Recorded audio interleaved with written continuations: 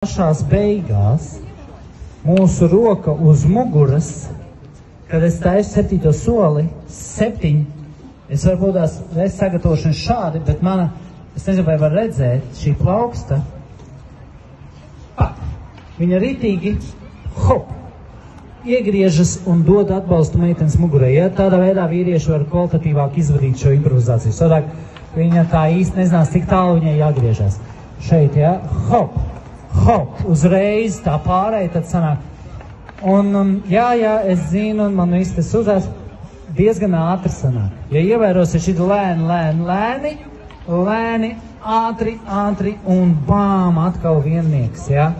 Ierakstam šo ar skaitu, un sāksim nākošo nodarbību. Mums ļoti smuka nodarbība.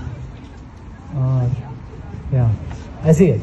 7, 8, 1, 2, 3, 5, 6, 7, 1, 2, 3, 5, 6, 7, 1, 2, 3, 5, 6, 7, 1, 2, 3, 5, 6, 7, 8.